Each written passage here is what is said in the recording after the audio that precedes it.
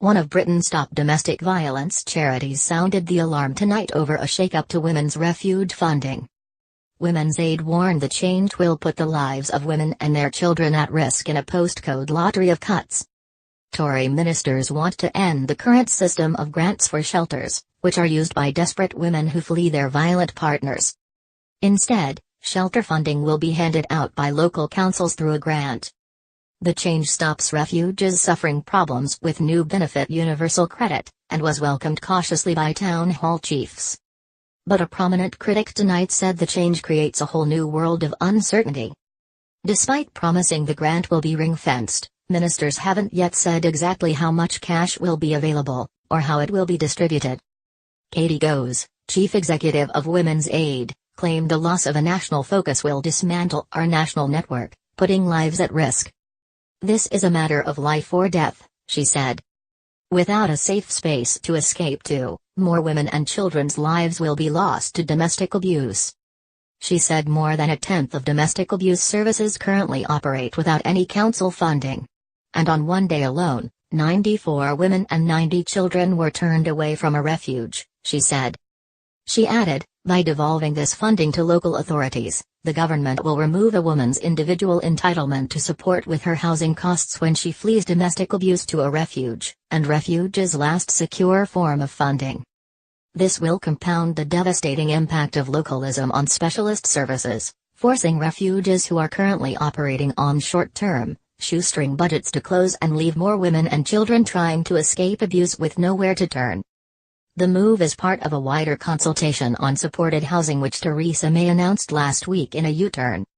The Prime Minister revealed she would no longer try to cap housing benefit on supported homes at the same rate as for private ones. Today more detail of the consultation was released. It revealed short-term supported housing, including hostels, women's refuges and safe houses, will be taken out of the welfare system and controlled with local grants instead. Shadow Housing Secretary John Healey said some of the measures were welcome, but there are still big unanswered questions. He said there were already £500 million in cuts to supported housing planned for April 2020, and ministers must come clean on how much will still be pushed through. The Local Government Association said it was a hugely positive first step that funds would be ring-fenced, but it was waiting for the detail.